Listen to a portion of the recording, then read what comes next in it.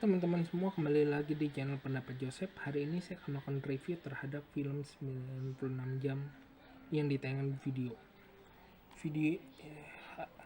kasus 96 jam itu disutradarai oleh Sono S, terus produsernya Monica Ruggiano,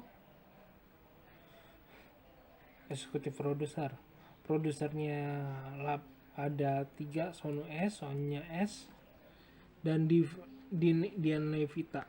Sinematografinya Wahani Was, teknik multi kamera. Nah, rumah produksinya adalah Sky Film. Sebagai film yang mengedepankan artis yang cukup akan ada adegan fisik, sebenarnya saya juga cukup bingung menunggu siapa yang akan di posisi sebagai artis yang akan bermain fisik. Pilihan jatuh yang realistis untuk dijual adalah Tommy Alamsyah sama si Tengku F. Wicana. Satu sebagai Rifnu Wicana sebagai Ramos, sebagai aktor jahatnya, dan Tommy Alamsyah sebagai Hartono, salah anak ayahnya si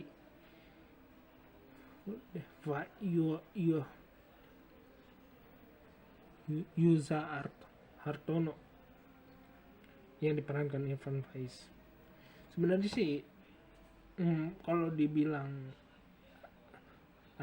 dua artis itu ya cukup mengimbangi lah di antara ini, soalnya kalau kita cermati lagi memang tidak ada nama-nama besar yang cukup yang cukup pernah beraktor mainin film aksi, film laga ya.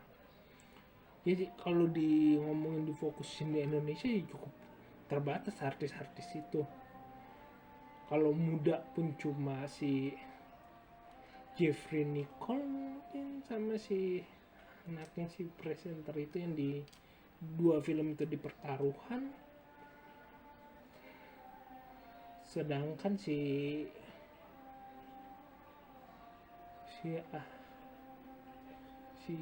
sih Humbalang Dias itu, Boy Hamzah.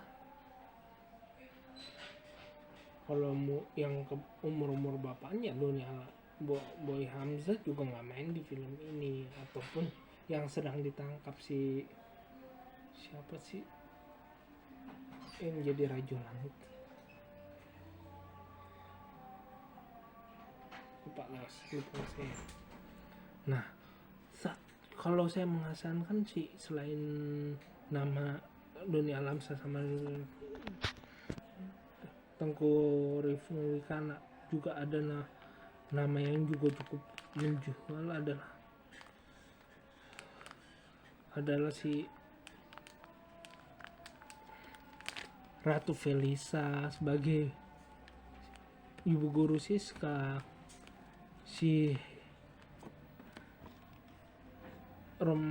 Monara Toliu, Dewi Hezer, dan terakhir itu yang menurut nama cukup menarik, Indah Barasko. Ya, Indah Barasko juga main FTV juga, FTV drama series juga, Mona Ratuliu ini. Jadi istilahnya kenapa saya sebutkan beberapa nama artis itu ya, beberapa artis itu yang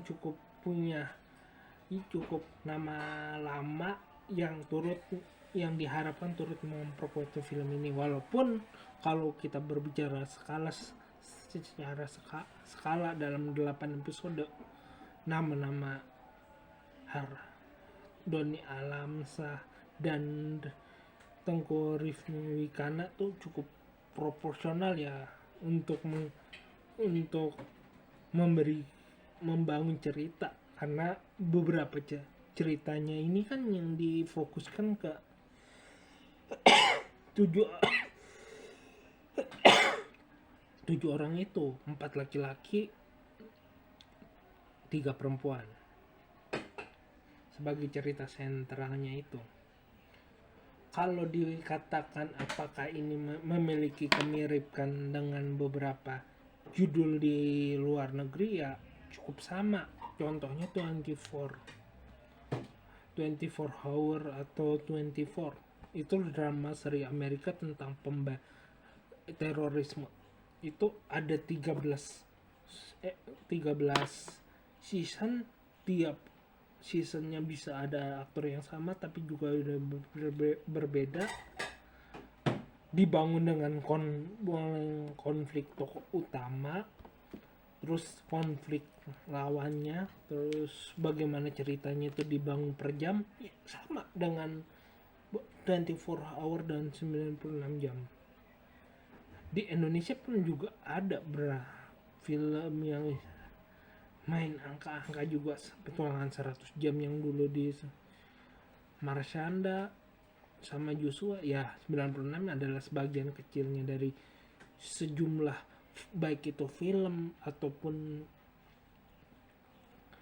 drama series yang penculikan atau bertemakan konflik yang dibangun dengan waktu yang sesingkat-singkatnya. Nah, kita cermati alur filmnya, di mana penculikan itu harus ditebus 2 miliar per kepala. Itu menjadi sebuah judulnya sebuah sinopsis yang ya umum, tetapi bagaimana konflik itu berjalan. Ada orang tua yang saling cukup mencurigai, orang kaya mencurigai ibunya Dinda sempat mencurigai Pak Hartono. Itu cukup bagus sih. Ataupun yang kalau kita cermati lebih ke dalam, bahwa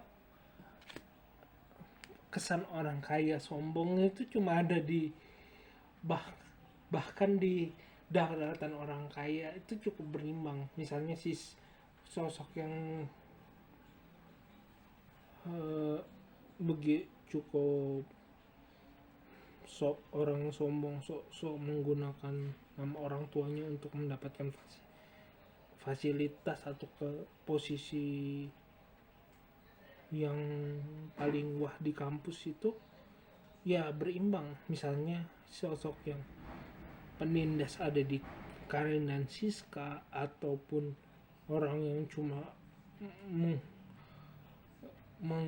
menggunakan kekayaan orang tuanya untuk sok-sokan ada di Bintang, ya di 3 itu doang. Tetapi bagaimana sosok kita diperkenalkan sosok Karin yang low profile, si Faiz Hartono yang cukup ramah, atau si Tommy yang sangat cukup low profile sama kayak Sidara sendiri. Tapi dia juga sosok yang cukup baik dalam sebagai cerita, suka menolong temannya, sama-sama ingin menolong temannya itu sama-sama pas dibandingkan dengan bukan dari golongan kaya. Kita dihadirkan cuma satu sama seimbang juga. Satu adalah Emir yang adalah orang disandera, tapi dia sebagai sempalan untuk mata-matanya si Ramos ataupun si Dinda sendiri, yang sebenarnya positif, orang yang berpikir positif cuma mencoba memahami orang. Justru di situ menurutku yang menjadi problemnya. Dinda ditampilkan bukan orang yang benar-benar kuat, bukan orang yang punya ini pedes. Di satu sisi dia, dan di sisi itu dia menjaga emosi dia untuk tetap stabil tapi ya terkesan dia bisa dikatakan lebih diper dia tidak menampilkan sisi yang kuat dan tidak juga lemah, tidak juga klemer. Jadi dia ada di tengah cerita, padahal dia termasuk tokoh, maksudnya dalam cerita itu cukup kuat, harusnya bisa berkembang lebih kuat lagi, dan itu tidak ditampilkan MUDF. Nah, yang menurut saya menjadi cukup kuat ya tokoh yang dikembangkan Karin Gabriela Eka Putri, yang mampu membuat punya Fanny Firmawan yang cukup menyebalkan, bintang yang menurutku juga cukup bisa di respect lah, orang yang emosi, kesedihannya, psikologisnya dimanfaatkan menjadi dari seorang anak belagu, terus ketahui adalah dia anak mungut, dan yang di akhirnya dia sebagai akhirnya menjadi seorang penjahat, bahkan membunuh temannya. Itu menurutku karakternya cukup jago di dua orang itu, cukup kuat di mereka dibandingin beberapa tokoh lain. Bahkan itu menurutku dia cukup ya mengimbang, cukup menjual lah, selain menjual nama-nama aktor yang cukup pengalaman sebagai artis yang ya antara artis 2000-an yang Doni Alamsyah yang main di TV, main di film, Tengku Rauwikana juga main di film, cukup tahu lah karakter mereka dua di sejumlah film, ditambah lagi Noma Ratulio dan beberapa artis lain yang cukup ya sosok lah. Jadi ya kalau dikatakan apa yang bagusnya adalah tawaran terhadap film itu cukup kuat. Ada beberapa karakter yang bisa kita nikmati, baik itu karena dia senior ataupun memang peran yang ditampilkan cukup kuat, atau nah ada juga artis yang kurangnya, tapi misalnya difokuskan lagi kurangnya film ini ya sulit mengatakannya bahwa filmnya ini tidak dimix dengan backsound yang kuat.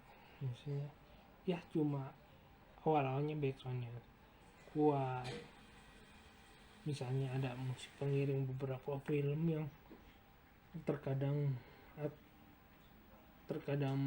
untuk meningkatkan adrenalin dia tampilkan itu, tapi di film ini juga nggak ada, sama tidak ada.